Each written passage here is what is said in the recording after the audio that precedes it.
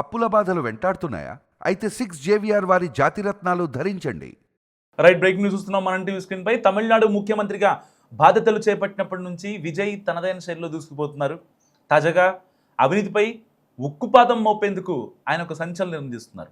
ప్రభుత్వ కార్యాలయాల్లో అవినీతిని కూకటి వేళ్లతో సహా పెకిలించి వేసేందుకు అత్యంత సరికొత్త పథకానికి శ్రీకారం చుట్టారు సీఎం విజయ్. ప్రభుత్వ ఉద్యోగులు ఎవరైనా లంచం డిమాండ్ చేస్తే మీ పని కోసం వెనకడుగు వేయకండి, భయపడకండి, నేరుగా ప్రభుత్వానికి పట్టించండి అంటూ సీఎం విజయ్ ప్రజలకు పిలుపునిచ్చారు. ప్రభుత్వ ఆఫీసుల్లో ఎవరైనా కేవలం 1000 రూపాయల లంచం అడిగినా దాన్ని సాక్ష్యాధారాలతో ఆడియో లేదా వీడియో రూపంలో ప్రభుత్వానికి అందిస్తే సదరు ఫిర్యాదుదారునికి ₹1,00,000 నగదు ప్రోత్సాహకాన్ని రివార్డుగా అందజేస్తామన్నారు. లంచగొండుల సమాచారం ఇచ్చిన వారి వివరాలను అత్యంత రహస్యంగా ఉంచుతామని, వారికి పూర్తి రక్షణ కల్పిస్తామని ప్రభుత్వం హామీ ఇచ్చింది. సో సీఎం విజయ్ తీసుకున్న ఈ నిర్ణయంతో రాష్ట్రంలోని అవినీతి ఉద్యోగుల్లో గుండెల్లో రైళ్లు పరిగెడుతున్నాయి. చిన్న పనికి కూడా లంచం ఆశించే కింది స్థాయి సిబ్బంది నుంచి పై స్థాయి అధికారుల వరకు అందరిలోనూ వణుకు మొదలైంది. తమిళనాడు ప్రభుత్వం ప్రకటించిన ఈ వినూత్న స్కీమ్పై ఇప్పుడు దేశవ్యాప్తంగా పెద్ద ఎత్తున చర్చ నడుస్తోంది. అవినీతిని అంతమొందించడానికి ఇదొక విప్లవాత్మకమైన అడుగు అని, మిగిలిన రాష్ట్రాలు కూడా ఇలాంటి కఠినమైన నిర్ణయాలు తీసుకోవాలని సోషల్ మీడియా వేదికగా ప్రజలు ప్రశంసల వర్షం కురిపిస్తున్నారు. సినిమా ఇమేజ్ని పక్కన పెట్టి నిజ జీవితంలోనూ నాయకుడు అనిపించుకునేలా విజయ్ తీసుకున్న ఈ నిర్ణయం ఇప్పుడు జాతీయ స్థాయిలో ట్రెండింగ్గా మారింది. సో నిజంగా విజయ్ సీఎం అయినప్పటి నుంచి దాదాపుగా సీఎం అవ్వడానికి ఒక 4-5 రోజులు పట్టింది. ఏదైతే ప్రమాణ స్వీకారం కోసం ఒక హైడ్రామా నడిచింది. ఇటు మిత్రపక్షాలు, ఇటు ప్రతిపక్షాలు చేసిన రప్చర్తో ఫైనల్గా విజయ్ అని నేను అని చెప్పి తమిళనాడు సీఎంగా టీవీకే చీఫ్ విజయ్ ప్రమాణ స్వీకారం చేశారు. అప్పటి నుంచి ఇచ్చిన ప్రతి జీవో కావచ్చు, పెట్టిన ప్రతి సంతకం కావచ్చు, అయితే మహిళల కోసం, రైతుల కోసం, విద్యార్థుల కోసం, యువత కోసం ఆయన ఇచ్చిన హామీల్లో ఒక్కొక్కటి దానికి అంటే ఒక పాత్ క్రియేట్ చేసుకుంటూ వెళ్తున్నారు. ఫస్ట్ సంతకం 200 యూనిట్ల లోపు అయితే కరెంటు ఫ్రీగా మొత్తం, అంటే ఆ కరెంట్ బిల్లు 200 యూనిట్ల లోపు కాల్స్తే ప్రతి ఇంటికి కూడా డొమెస్టిక్ యూసేజ్కి జీరో రూపీస్ వస్తుంది అనమాట బిల్లు. ఎలాంటి కట్టాల్సిన అవసరం లేదు, ప్రభుత్వం కట్టుకుంటుంది.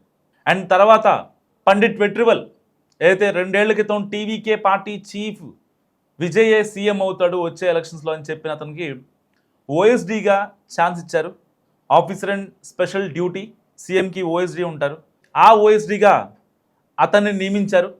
సో దాని తర్వాత ఇటు మిత్రపక్షాల నుంచి, ప్రజా సంఘాల నుంచి సనాతన ధర్మాన్ని కాపాడటానికనో లేదంటే అతనికి పర్సనల్గా ఉన్నటువంటి జ్యోతిష్కుల్ని ఓఎస్డీలుగా పెట్టడం ఏంటని చెప్పి అందరూ ప్రశ్నిస్తే వెంటనే ఆయన కూడా మార్చేశారు.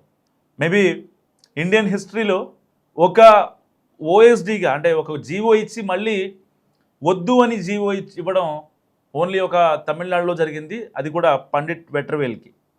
ఇలాంటి నేపథ్యంలో రీసెంట్గా సైన్ చేశారు ఒక ఫైల్పై.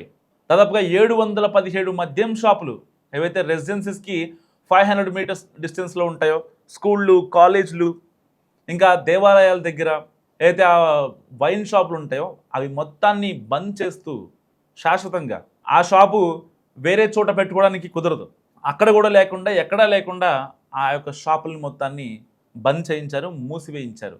సో 24 గంటలు అది కూడా. సో అలాంటి ఒక విప్లవాత్మకమైన నిర్ణయాలు తీసుకుంటున్న విజయ్ ఇప్పుడు ఒక కీలక నిర్ణయం తీసుకున్నారు. ప్రజల్లో వ్యతిరేకత రాకూడదు, ప్రజల్లో ఒక సానుభూతి రావాలి, ప్రభుత్వం మన కోసం ఉందనే భావన ప్రజల్లో కలగడం కోసం, సామాన్య ప్రజల్లో కలగడం కోసం. ఎందుకంటే విజయ్ సీఎంగా ప్రమాణ స్వీకారం రోజు కూడా చెప్పారు, నేను తప్పు చేయను, నా వాళ్ళని కూడా తప్పు చేయనివ్వను, ఎవరూ తప్పు చేయడానికి లేదు, ప్రభుత్వం కావచ్చు, పార్టీ కావచ్చు, ఎవరైనా తమిళనాడులో ఎవరు తప్పు చేసినా సరే ఆ శిక్షించే రీతి చాలా భిన్నంగా ఉంటుంది అని ఆయన ఆ రోజు చెప్పారు. సో దానికి పెద్ద ఎత్తున ఈలలు కేకలు అక్కడికి వచ్చిన జనం. ఇలాంటి నేపథ్యంలో ఇప్పుడు ఒక కీలక నిర్ణయం తీసుకున్నారు. ఎవరైనా సరే ప్రభుత్వ ఉద్యోగుల్లో సపోజ్ ఒక ఎంఆర్ఓ తహసీల్దార్ ఆఫీస్కి వెళ్తాం మనం, ఎంఆర్ఓకి ఒక అప్లికేషన్ ఇవ్వడానికి అక్కడ ఉన్నటువంటి ఆఫీస్ బాయ్ కూడా 50 రూపాయల నుంచి 100 రూపాయలు లంచం ఎక్స్పెక్ట్ చేసే రేంజ్ వాళ్ళు పెరిగిపోయింది. ఆ 50-100 కాస్త ఒక సైన్ పెట్టడం కోసం 500 రూపాయలకి పెరిగింది. ఒకవేళ ఆ ఎంఆర్ఓనో లేకపోతే విఆర్ఓనో లేకపోతే వాళ్ళ పొలానికి సంబంధించినటువంటి సబ్ డివిజన్లు చేయడం కావచ్చు, వాళ్ళు దాని యొక్క ఒక గ్రాఫ్ గీయడం కావచ్చు, సో తల్లిదండ్రుల భూములు కొడుకులకు పంచే క్రమంలో కావచ్చు, ఇలాంటి చోటుల్లో లేదా ఒక కాంట్రాక్టర్ విషయంలో బిల్స్ క్లియర్ అవ్వడం కావచ్చు, కలెక్టర్ ఆఫీసుల్లో కావచ్చు, ఇటు ఎమ్మెల్యే దగ్గర కావచ్చు. ఎమ్మెల్యే అంటే ఒక ప్రజాప్రతినిధి. ఇప్పుడు విజయ్ తీసుకున్న డెసిషన్ కేవలం ప్రభుత్వ వర్గాలకే పరిమితం కాలేదు.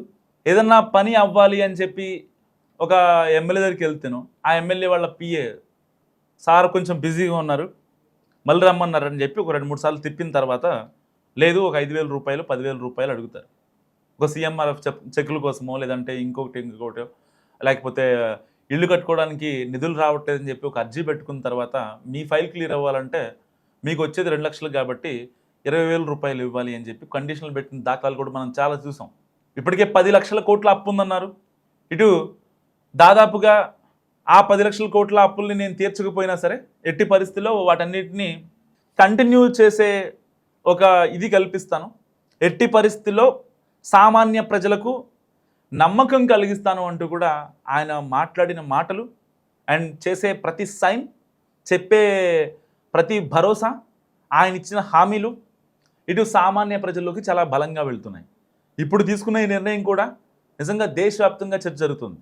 అవినీతిని అంతమొందించడానికి ఇప్పటిదాకా చాలా ప్రభుత్వాలు ప్రతి రాష్ట్రంలో మన దేశంలో కావచ్చు, సో ఇటు యాంటీ కరప్షన్ బ్యూరో కావచ్చు, సో వాళ్ళు ఉన్నా సరే అంటే ఎంతవరకు ఏదో 5,000 10,000 ఇలా స్వాధీనం చేసుకున్నాము, లేదంటే ఒక ఆర్ఓని సస్పెండ్ చేశాము, ఒక విఆర్ఓని సస్పెండ్ చేసాం, ఒక ఎంఆర్ఓని సస్పెండ్ చేసాం, అంతవరకే ఉంటుంది. కానీ బయటికి వచ్చేవి అరకొర అయితే అంటే ప్రజలకు తెలిసేవి మీడియా త్రూగా, బయటికి రానివి ఎన్నో. Not only Tamil Nadu, Telugu states అందుకు భిన్నమేం కాదు, ఇంకా అంతకుమించి జరుగుతూ ఉంటుంది. సో ఇలాంటి డైరెక్ట్గా ఏదైతే వాళ్ళు అడిగారో, లంచం అడిగారో, ఆ ఫిర్యాదుదారుడే వెళ్ళి ఆడియోని కానీ వీడియోని కానీ సమగ్రంగా కనుక ప్రభుత్వానికి ఫిర్యాదు చేయగలిగితే వాళ్ళ అకౌంట్ వివరాలలో కూడా దానికి జత చేసి ప్రభుత్వానికి ఫిర్యాదు అందిస్తే 1,00,000 రూపాయల నగదుని బహుమతిగా ఇస్తారు వితిన్ 24 అవర్స్. సో వెంటనే ఆ ఎవరైతే ప్రభుత్వాధికారి వాళ్ళని లంచం అడిగాడో దానికి సంబంధించి అతను సస్పెండ్ అవ్వడం జరగవచ్చు, లేదంటే అబ్స్కాండ్ చేయడం జరగవచ్చు. అంటే దాని యొక్క తీవ్రతను బట్టి ఒక స్టాంప్ కోసం వెళ్తారు, ఏదైనా అంటే తల్లిదండ్రుల పిల్లలు ఆస్తులు పిల్లలకి ఇవ్వడానికి కోసం వెళ్తారు. దానికి జస్ట్ మ్యూటేషన్ ఏం అక్కర్లేదు, జస్ట్ ఒక డాక్యుమెంటేషను, ఆ పట్టాదారు పాస్బుక్లో ఏవైతే సబ్ డివిజన్లు చేసి ఆ ముగ్గురికి ఆస్తులు పంచేలాగా జరుగుతాయి. సో దానికి సంబంధించి మహా అయితే ఒక 1/2 అవర్ పని.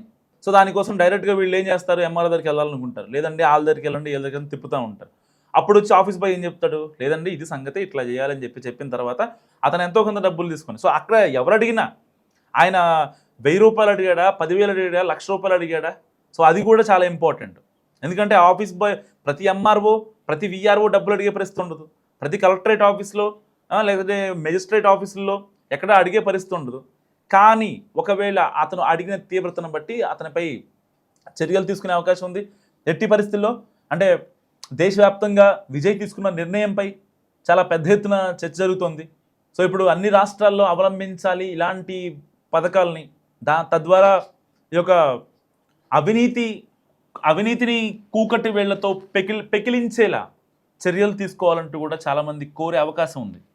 సో నిజంగా సీఎం అయిన ఫస్ట్ డే నుంచి సీఎంగా విజయ్ తీసుకున్న ప్రతి డెసిషన్ కూడా చాలామంది సామాన్యుల్లోకి బలంగా వెళ్తుంది. సో స్టార్టింగ్ నుంచి ఆ మార్క్ విజయ్ చాలా దగ్గర నుండి క్రియేట్ చేసుకుంటున్నారు. మరి విజయ్ తీసుకున్న నిర్ణయం గురించి మీరేమనుకుంటున్నారో మస్తుగా కామెంట్ చేయండి.